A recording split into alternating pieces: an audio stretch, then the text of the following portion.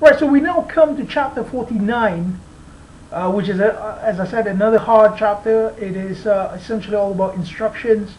Chapter 49 begins with a single verse passage.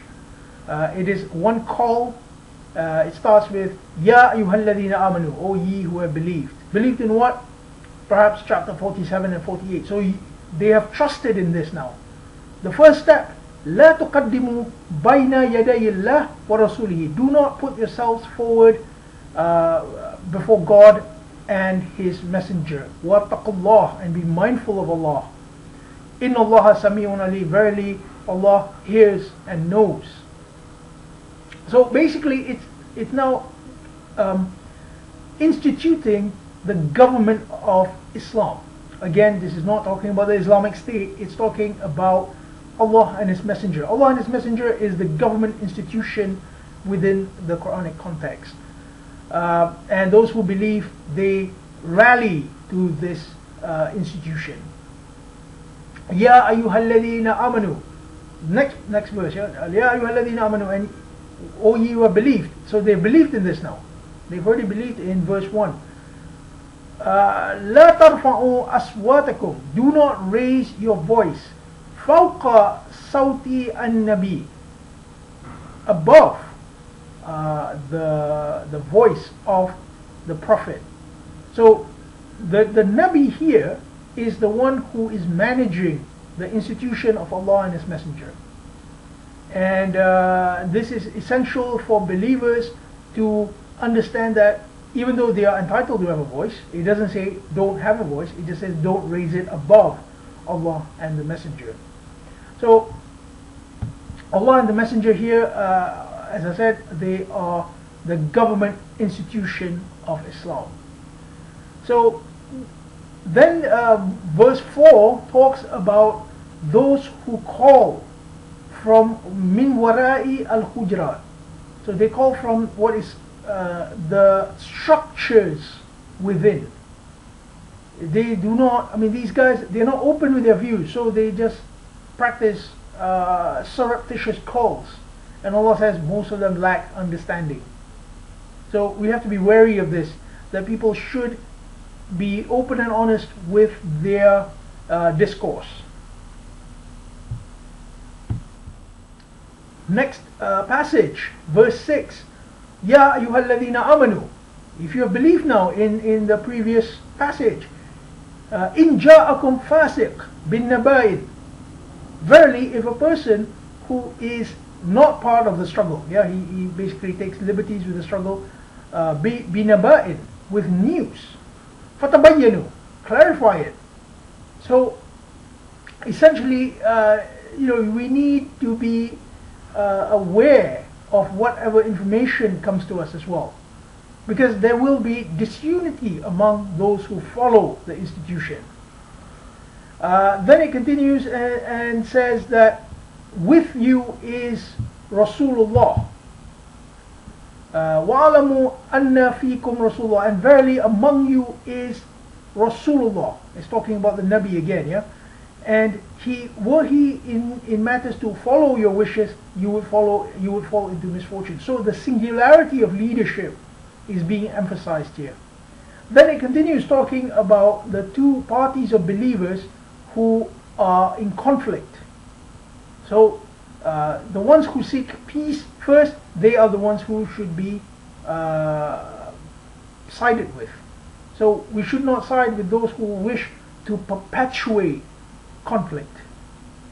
Verse 10. إنما المؤمنون إخوة فأصلحوا بين أخويكم.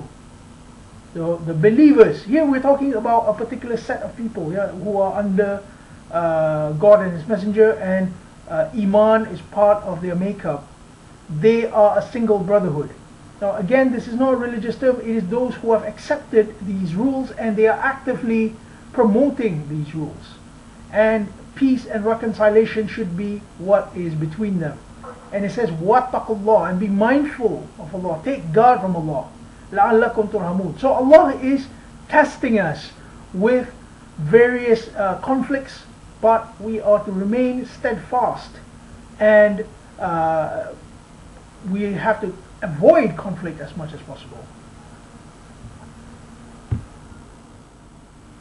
Next we have two consecutive single verse passages. Verse 11, Ya ayyuhalladhina amanu, again to those who have believed, let not some people among you laugh at others. It may be that the latter are better than the former, nor let some of those who are left behind laugh at others. It may be that the latter are better than the former, nor defame, nor be sarcastic, nor call each other by offensive nicknames. A name which connotes wickedness. You see, so this is a single verse passage. So again, it's to make us sit up saying, okay, this is an acute problem. So we need to deal with this. Next verse, verse 12. O ye who believe, again, avoid suspicion as much as possible, for suspicion in some cases is a sin, and spy not on each other behind their backs. So here, again, we're seeing interpersonal relations are being talked about. So we need to mend all interpersonal relations in order to actualize the states mentioned in chapter 47 and 48.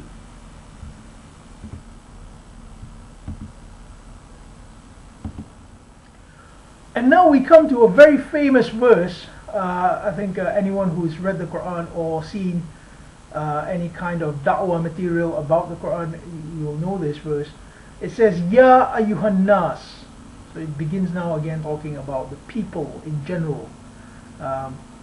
Inna khalaqnakum min dhakarin wa untha. Verily we have created you from a male and female. وَجَعَلْنَاكُمْ شُعُوبًا وَقَبَائِلَ لِتَعَرَّفُوا.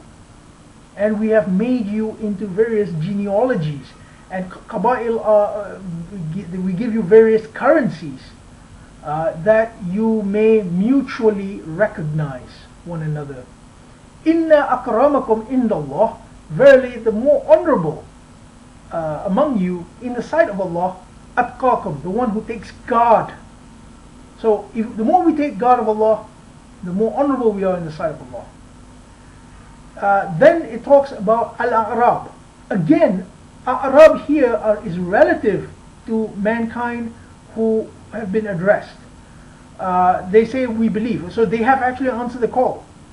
But Allah says, do not say you believe, rather say aslamna, we are making peace.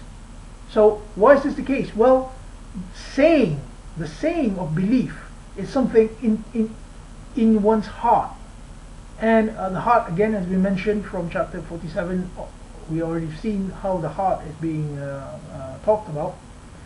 So the heart is something internal, and we can't see it. Rather, we can see it manifest in one's Islam, in one's working towards salam or peace. And so that's what it says. For faith has not yet entered your qulub, but if you obey Allah and His Messenger, He will not let your deeds go to waste. So again, here we can see that in order to attain Iman is something internal and manifests externally as Islam, we have to obey Allah and His Messenger. So essentially, this is what this chapter is about. This chapter is about the application of the systems which have been expounded in chapter 47 to 48. We can see that it's a very practical chapter. It's call, tell you do this, do this, do this. So this brings us to the end of this chapter. Tomorrow we'll be in soft chapter territory again from from chapter 50 Qaf all the way to chapter 56 Al-Waqiyah, which we will do on day 26. After that, we'll move on to hard chapters again before closing Ramadan 2011 on day 30, inshallah. Many thanks for your viewership and many thanks for your comments. Actually, I had a correction given by a very dear, respected sister, and I'm very grateful for that, because I can also make mistakes. So keep checking the Quran as you listen to these lectures. Thank you very much for your viewership. Bye.